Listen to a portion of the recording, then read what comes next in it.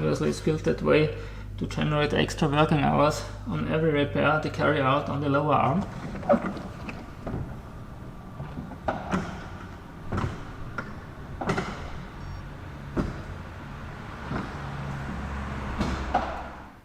Hello everybody and welcome to day 87 of my Jaguar S-Type restoration project. Last time I got stuck at the stuck parking brake. In between I figured out that the rotational force applied onto this lever is translated into clamping force inside of the caliper itself. So there are no parts which could be detached to solve my problem. Furthermore, this parking brake cable comes with quite a few connections, but none of those includes a nut which would allow to tighten or untighten something. So the only way to disengage the electric parking brake would be applying battery power onto the red and the green wire exposed inside the trunk, as shown at the end of the previous video. Unfortunately, I have no charged battery on hand, or better, in reach, and so I decided to simply start disassembling and see how far I can go with the parking brake engaged. I'm first gonna try to remove this tie rod at the rear end.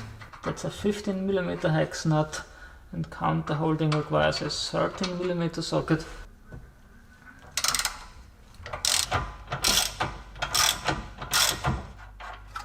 Surprisingly, this wasn't a problem at all. So let's attempt the inner side. That's an 18mm hex nut over there.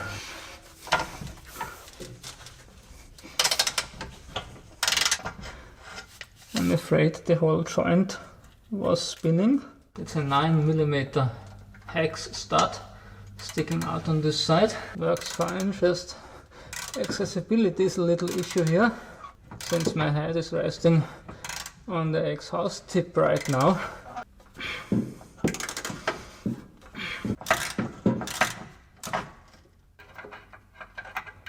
And here it goes. I should now be able to take down the tie rod.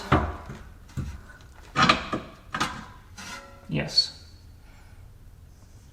So let's attempt an even smaller part, this sway bar link. It requires a 15mm wrench to counter hold, and the stud, it's only a 7mm here.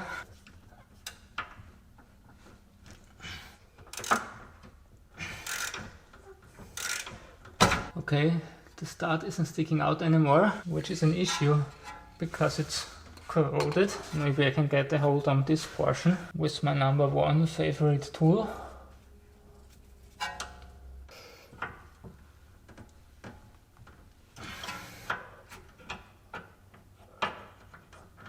Yeah, and the upper nut is loose. The lower one doesn't look any better, and furthermore it's blocked by this one. Of course I could use a wrench on this inner portion also, but I know this would strip out immediately. I don't want to take this risk, because once it's stripped I again have to cut off a nut. So it's better to start out with the lower arm. That's a 21 hex nut, and counter holding on the opposite side is 18 hex.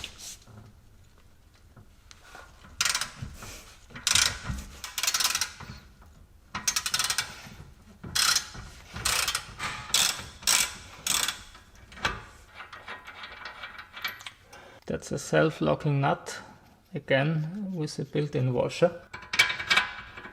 Come on, can't pull this out because the brake caliper is in the way at the opposite side.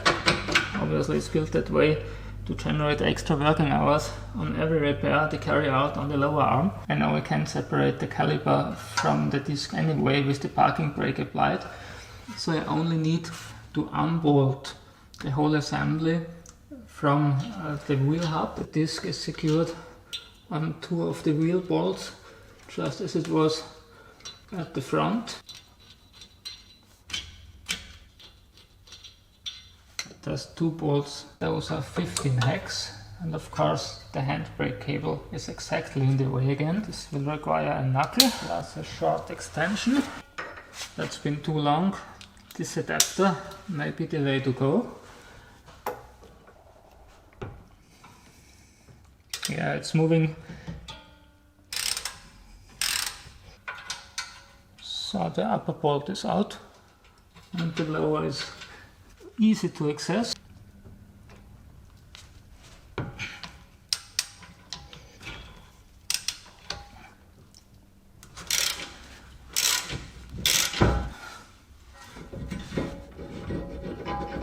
the only thing I want is getting this bolt out to access this lower bolt, which was my single goal.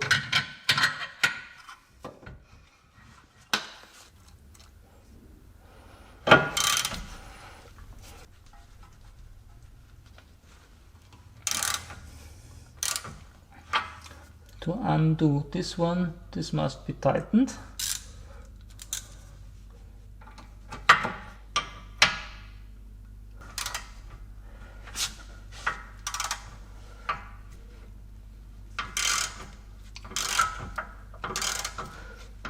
No problem so far.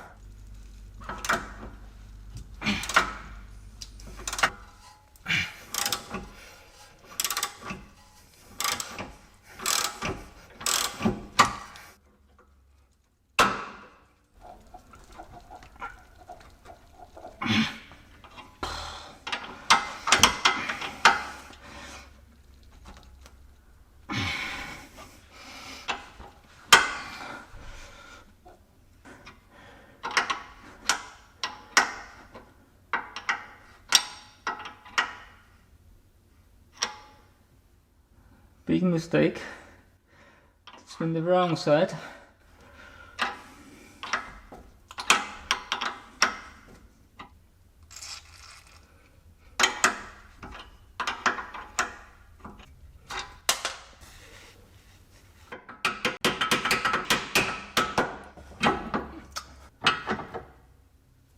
Voila! Up to the gas strut. Even though the bolt is sticking through the lower arm, there's no nut to counterhold. Bolt size is 21 hex.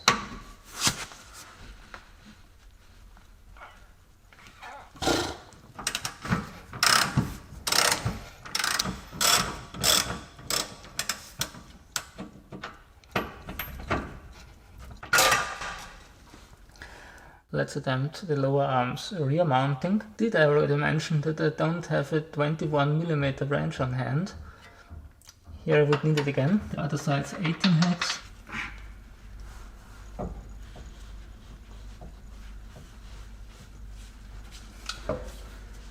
Yes, it's moving slowly. Okay, now the nut starts to turn.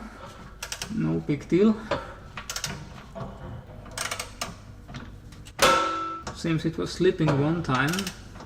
Now it holds on again.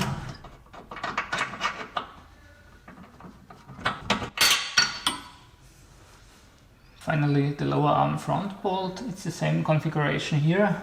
18mm hex on this side, 21 on the opposite. I can even get the 21mm socket behind here, but there's not enough space for a ratchet because of the level sensor mounted in this place. So I can now try to get this solved with a smaller ratchet and an adapter, which won't work out I think, or simply unbolt the sensor assembly. It looks like a 10, and actually it is.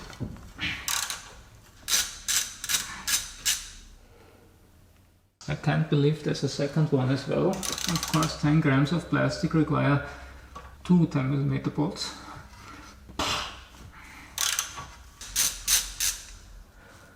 Again one plug. And voila! I'm now able to counterhold at the rear while trying my best on this side.